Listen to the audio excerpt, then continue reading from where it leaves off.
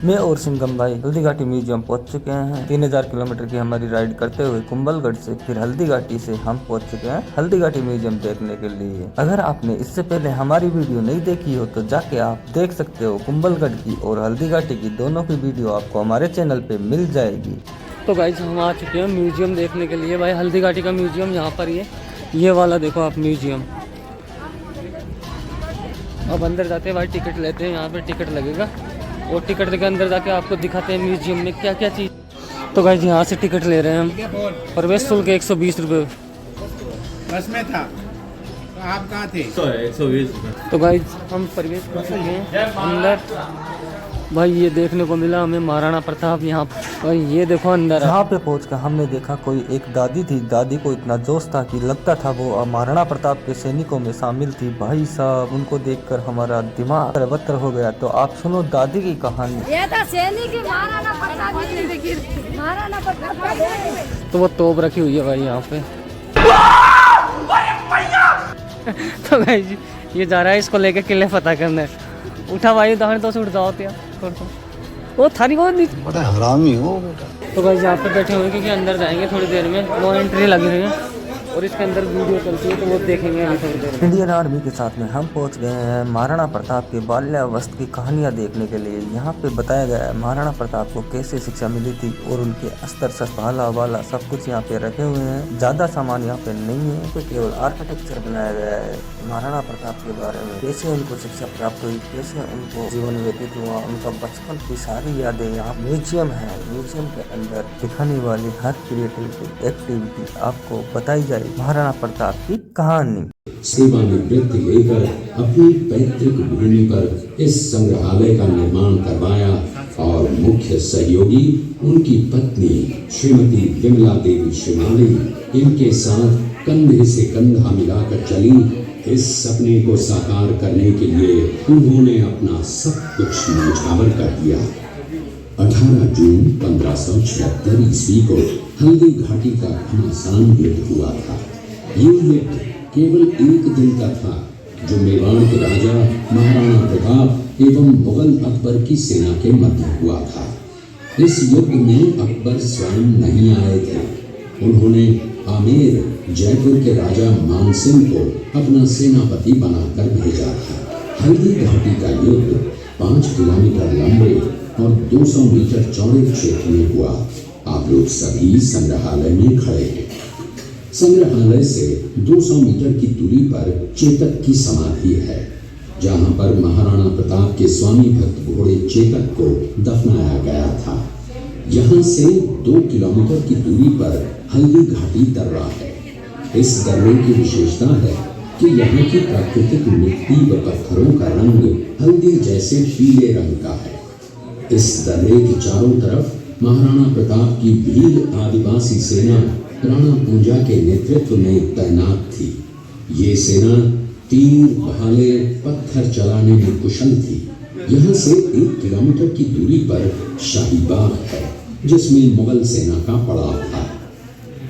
मुगल सेना 18 जून 1576 ईस्वी को प्रातः सूर्योदय के साथ मेवाड़ की राजधानी गोविंदा की तरफ आगे बढ़ने लगी, तो उन पर महाराणा प्रताप की सेनाओं ने आक्रमण किया और उनसे गोरिल्ला पद्धति से युद्ध किया। ये आक्रमण इतना तेज था कि जिससे मुगल सेना में भगदड़ मच गई। महाराणा प्रताप की सेनाओं ने मुगल सेना को यहाँ से 3 किलोमीटर दूर पीछे समतल क्षेत्र में, जहाँ अभी खमनोर गांव है, वहां तक खदेड़ दिया। इसी खमनोर गांव के पास बनास नदी के पास समतल मैदान में 7 घंटे का भयानक युद्ध हुआ। इस युद्ध में दोनों पक्षों से कुल 18,000 सैनिक मारे गए। जब ये युद्ध समाप्त हुआ तो वहां पर मानसूनी बरसात हुई और वहां पर कटी हुई लाशें और खून में पानी में मिलकर एक तलाई का रूप ले लिया। इतिहासकारों ने इस तलाई को रक्त तलाई का नाम दिया। इस युद्ध में ग्वालियर का एक पूरा राज परिवार, जिसमें राजा राम शाह तंवर और उनके दोनों पुत्र थे, शहीद हो गया। यहीं पर एक बगीचा बनाया हुआ है और जो इस युद्ध में शहीद हुए थे उनके स्मारक इसी बाग में बने हुए हैं। इस लड़ाई की विस्तृत जानकारी आपको एक फिल्म के द्वारा दी जाएगी। आप जब इस कक्ष में सब कुछ देख चुके होंगे तब ये फिल्म और लाइव साउंड शो शुरू होंगे। तब तक के लिए धन्यवाद। ये है पगड़ी, राजा की पगड़ी है कितनी बड़ी यात्रा बड़ो। ये देखो पहले के ज़माने के जो अस्त्र शस्त्र औजार सब है भाई। ये राज तिलक हुआ जो है, ये देखो यहाँ पे सेवा भाई। आप पढ़ लेना इन चीज़ों को, इन सारी चीज़ों को आप पढ़ लेना। मैं आपको दिखाता जा रहा हूँ।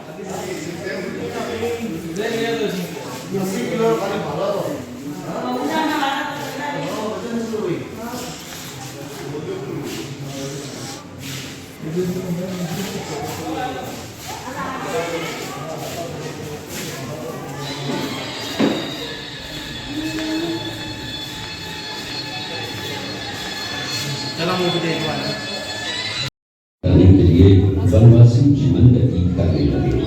उनके पास पर्याप्त संपत्ति नहीं थी तो उनके वित्त मंत्री भामाशाह ने अपनी सारी सुख सुविधा को छोड़कर अपने राजा को स्वर्ण का धन 25 लाख रुपए व राजकोष में 20,000 अशद ज्ञान देश के लिए अर्पित, जिससे महाराणा प्रताप ने 12 वर्षों तक अपनी सेना को संगठित किया, सैन्य शक्ति को बढ़ाया और मेवाड़ मातृभूमि को आजाद करवाया। कृपया अब आप सब आगे की कुंभलगढ़ किला है।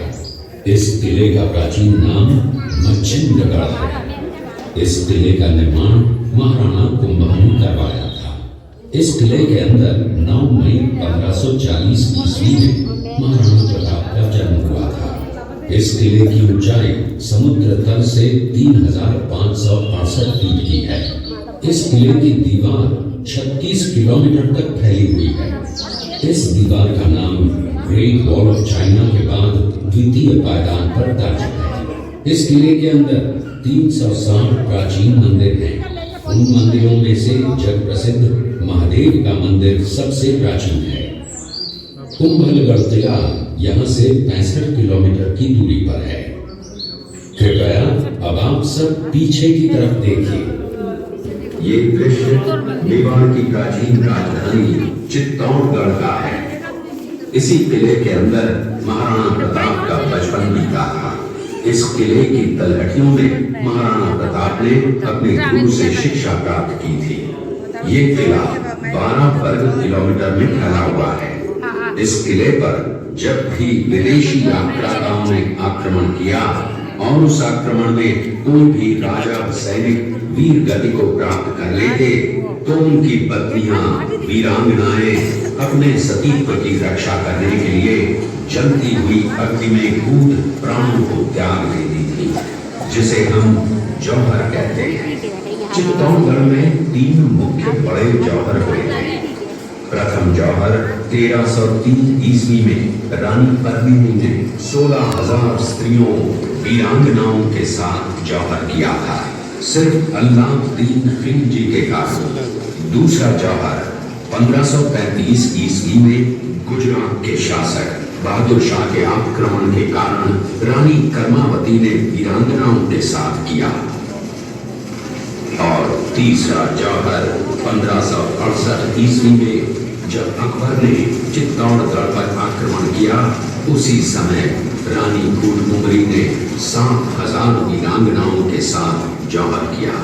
फिर भी अकबर का मन नहीं भरा और अंत में हजारों आम लोगों का कत्लेआम करवाकर उन्हें मौत के घाट उतारा गया। इस किले में देखने योग्य विजय स्तंभ है, कीर्ति स्तंभ, मीरा मंदिर, जैन मंदिर, कालिका माता मंदिर, भामाशाह हवेली, कुंभाश्याम मंदिर, फतेह प्रकाश महल है। ये किला यहाँ से 140 किलोमीटर दूरी पर है। ये देखते हुए सभी अतिथि आगे की तरफ चले। शेरपुर गांव का दृश्य है। अब्दुल रहीम खान खाना अजमेर का सूबेदार था। जब वो शेरपुर पहुंचा तब इसका पता कुंवर अमर सिंह को चला जो महाराणा प्रताप के पुत्र थे। अमर सिंह ने शेरपुर छावनी पर अचानक आक्रमण कर दिया। उस आक्रमण में मुगल सेना में भगदड़ मच गई। मुगल सेना को अपनी छावनियों को छोड़कर भागना पड़ा। छावनियों के अंदर से लूटा हुआ माल व अब्दुल रहीम खान खाना, जिसकी बेगम आनी खान को बंदी बनाकर महाराणा प्रताप के सामने पेश किया गया। तब अमर सिंह पर महाराणा प्रताप क्रोधित हुए और कहा, जहां से इस नारी को बंदी बनाकर लाए हो, इसे पुनः सहसम्मान लौटा कर आओ। महाराणा प्रताप ने कहा, हमें नारी से कोई दुश्मनी नहीं है, हमें तो देश विद्रोहियों से दुश्मनी है, जिन्होंने चारों तरफ आतंक फैलाया है। महाराणा प्रताप के आदेश का पालन करते हुए कुंवर अमर सिंह ने उस मुगल नारी को सहसम्मान छावनी तक पहुंचाया। इस प्रकार महाराणा प्रताप ने अपने क्षत्रिय राजपूत धर्म का पालन किया और पराई स्त्रियों को मां, बेटी और बहन का दर्जा दिया। ये है महाराणा प्रताप का चरित्र और नैतिक उदारता का परिचय। ये देखते हुए सभी अतिथि आगे की तरफ चले। देखा उसी किले के अंदर की ये घटना है। मेवाड़ की एक ऐसी मां थी जिसने अपने पुत्र का बलिदान देकर राजवंश की रक्षा की थी। उस मां का नाम पन्नाधाय था। पन्नाधाय जाति से गुर्जर थी। वो एक राजकुमार की धाई मां थी। दूसरी तरफ हाथ में तलवार लिए खड़ा ये बनवीर सिंह एक दासी पुत्र है। ये कुंवर उदय सिंह की हत्या करके मेवाड़ की राजगद्दी प्राप्त करना चाहता था। एक रात्रि बनवीर सिंह को मौका मिला। वो राजकुमार उदय सिंह के बड़े भाई विक्रमादित्य सिंह की हत्या करके राजमहल की तरफ आगे बढ़ा। इसकी सूचना पन्नाधाय को लग गई। कुछ समय तक पन्नाधाय चिंतित हुई। तभी पन्नाधाय ने अपने पुत्र चंदन को राजसी कपड़े पहनाकर पलंग पर सुला दिया और उदय सिंह को एक टोकरी के अंदर छिपाकर पत्तों से ढक के महल के बाहर निकालकर गुप्त रास्ते से कुंभलगढ़ भेज दिया। बनवीर सिंह जब तलवार लेकर राजकक्ष में आया तो उसने पन्नाधाय से कड़क आवाज में उदय सिंह के लिए पूछा, तो पन्नाधाय ने चंदन की तरफ इशारा किया। बनवीर ने चंदन को उदय सिंह समझकर चंदन की हत्या कर दी और ये समझने लगा कि मैंने राजकुंवर उदय सिंह को मार दिया। वही राजकुंवर बड़े होकर राजा बने और अपने नाम का उदयपुर नगर बसाया, जो यहाँ से 40 किलोमीटर दूर है। और उन्हीं के पुत्र महाराणा प्रताप हुए, जिन्होंने हल्दी घाटी का युद्ध लड़ा और आज हम लोग उनका इतिहास यहाँ पर देख रहे हैं। ये पूरा शेर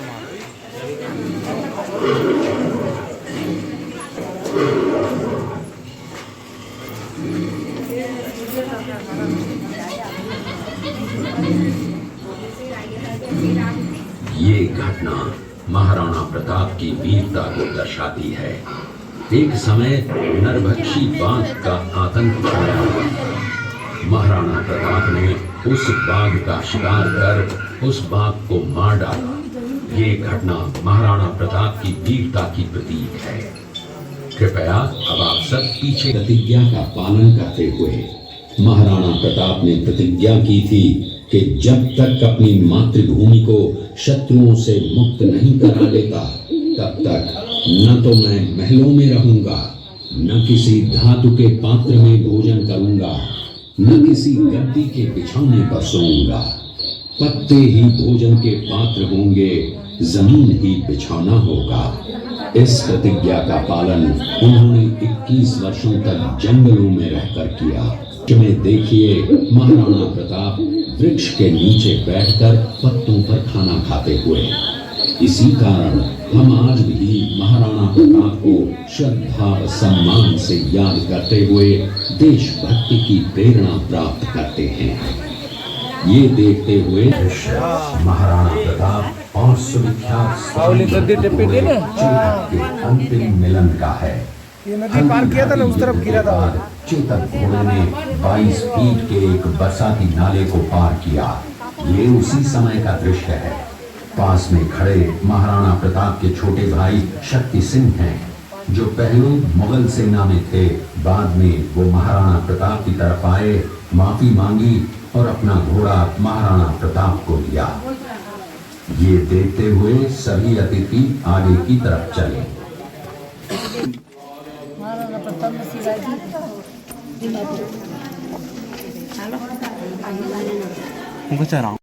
तो गाइस ये कालबेलिया डांस, गडरिया लोहार, चिमटा ले ले, दे दे भाई चिमटा। ये है देवरा, देवरा का यूज है मतलब झाड़ा फूका झाड़ा पूछा ना वहाँ के देलवाजी, देवरा दिलवार जी।